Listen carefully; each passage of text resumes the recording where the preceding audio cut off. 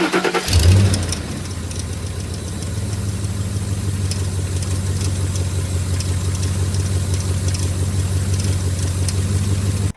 everyone, today we're going to be talking about my 2010 Ford 5.4 liter Triton engine. Let's start up top and talk about the intake system. So this is a naturally aspirated engine. You can see here the air box inside has a filter which catches any particulate. The air comes through here, through this box. Right here, this is a intake air sensor. Comes back through here. And I'll show you underneath. Air comes up through this tube here, down into the intake manifold, and you can see an electronic throttle body here. So this engine is what's called drive-by-wire. So the throttle body is controlled by electronically. So inside the cab, we have the gas pedal like any other car, but it has an electronic potentiometer on it, and that potentiometer pretty much tells the engine computer, hey, this is how much I want the throttle body open. As far as combustion chamber design, this engine features a pent roof combustion chamber design. It's mainly aimed to optimize airflow and combustion efficiency. So you can think of it kind of like a triangle inside. So the cylinder head, the walls come up and meet at a point. In this engine, it's 3 valves per cylinder, so you want to have that extra room. Speaking of that, let's talk about some of the valve train. So this engine is part of Ford's modular series, meaning it's got an overhead cam design. In this instance, the engine features a single overhead cam and 3 valves per cylinder, 2 intake valves and 1 big exhaust valve. So I'm going to tilt you down here. This is the valve cover. This is the valve cover here, and at the front, there's what's called a cam phaser. So this engine uses variable valve timing, or VVT, and that cam phaser basically clocks the cam to any degree to increase the efficiency of the engine or the performance, depending on what kind of driving mode you're in. So now I'm going to talk about the fuel delivery system. So this engine, or this truck I should say, has a 36-gallon fuel tank on the driver's side along the frame rail. The fuel is delivered through an electronic fuel pump. It follows fuel lines under the frame up through the firewall and to these fuel rails right here. You see these steel rails? And these rails, you can see these little plugs here. Those are the fuel injectors. So this engine has sequential multi-point fuel injection. So fuel is delivered through the fuel rails here, down into this injector, and injected into the intake manifold to make that air-fuel mixture before going into the combustion chamber. As far as the ignition system is considered, this is what's considered a distributorless system or coil on plug design. So you can see here, starting way back here, 1, 2, 3, 4 cylinders per side, 8 cylinders in the engine. This coil pack here slips right over the plug, has this connector, goes into the wiring harness. This basically goes to the engine computer. So the engine computer determines when it's gonna fire and when it's gonna ignite that air fuel mixture in the combustion chamber. Something I wanna mention here about this engine, the model before mine was the design with the bad spark plugs, if you've ever heard of it. Until 2008, Ford had used aluminum cylinder heads with threaded spark plug holes. There were a few issues about that. The hole would often strip out, and the plug design for some reason was a 2-piece spark plug design. So the bottom half would often get stuck when you're trying to remove them. You'd have to use a special tool designed by Ford to take them out. So if you've ever heard a story about someone's 5.4 blowing a spark plug up to the moon, it's not this 5.4, but the generation before.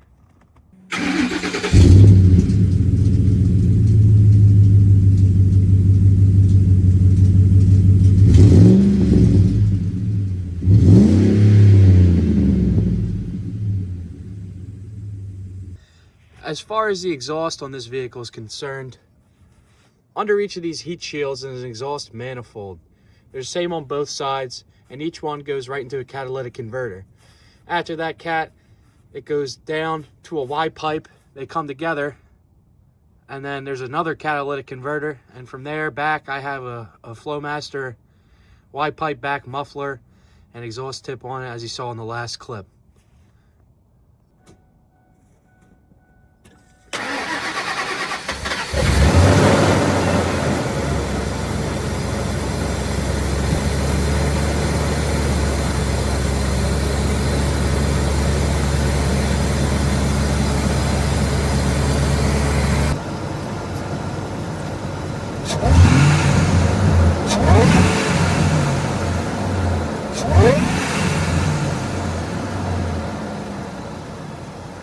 So the last question on our project was to see how much boost it would take to double the horsepower output of my engine. This is a little bit different, but I just wanted to show you an example. This here is a 2004 Ford F-150 Harley-Davidson edition with the 5.4 liter 2-valve supercharged engine. So this engine is a little bit different than mine. The fuel delivery system is still the same. It's got 2 valves per cylinder instead of 3. It also does not have variable valve timing, but it's still an overhead cam design, similar to mine. It has this Eaton root style blower on top with this big pulley, and it makes about 5 to 6 pounds of boost, and totaling up to 340 horsepower, which isn't a lot more than the 310 in my truck. But again, with the variable valve timing, things like that, you can, and the bigger ports in the intake, you can get a little bit more power out of it. But I just wanted to show you an example of a supercharged version of my engine before we head to the classroom. Taking you through a bit of history here. This is a Ford engine as well, similar to mine, except it looks nothing like mine.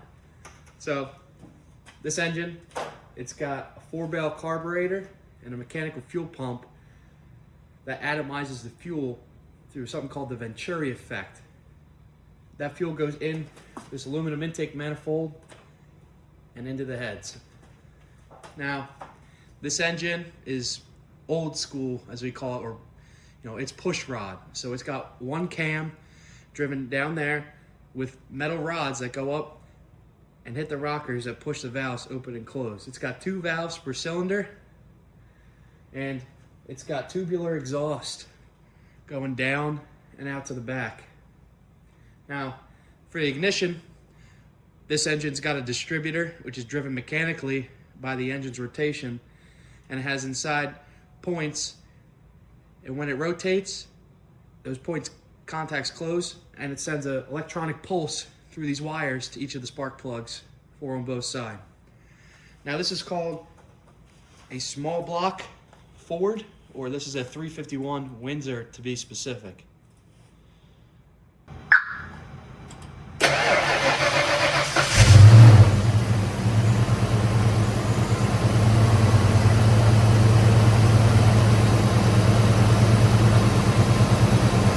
Now this engine here is what we call the 5.0, or it's a small block.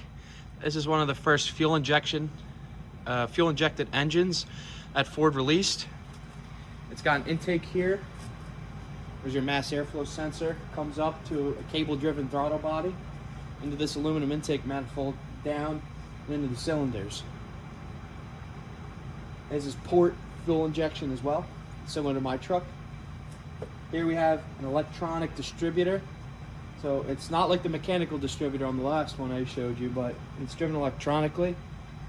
And it's still, similarly though, sends out pulses through these wires to each cylinder. Now this is also a push rod engine, so it's got one cam driven mechanically by the engine. Pushes the push rods up, pushes the rocker down onto the valve and opens it. Now this engine was pretty important at the time because it was the first one to feature fuel injection, so you could get a little more power.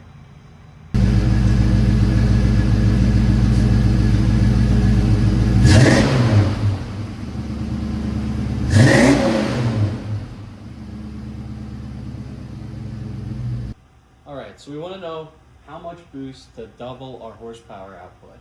So in my truck, the original 5.4, the output is 310 horsepower stock. And we want to get it up to 620, which is about 462 kilowatts. I'm going to use a root supercharger with intercooling. So to start off, our original volume is 5.4 liters, or 5.4 times 10 to the -3 meters squared. Heating value, 43,000 kilojoules per kilogram. Air fuel ratio, 14:7. Our volumetric efficiency is assumed to be 90%. My motor's efficiency, which we calculated in the midterm, is about 28.8%. Original temperature and pressure, we're going to go 298 K and 101 kPa, which is ambient temperature and pressure. RPM, 6,000. So this is the original power equation we have here, and we can rearrange to solve for our new pressure. Obviously we know this is our original pressure, but we can solve for our new pressure by setting it up like this. And when you plug it in, it works out to be 193 kilopascals, or about 28 psi, which is a lot. I think if I put 28 psi of boost through my motor, I'd probably throw a rod through the block. So it's not as easy as it looks to just quickly double your horsepower just putting the supercharger on it. So there's definitely a lot more you have to take into consideration.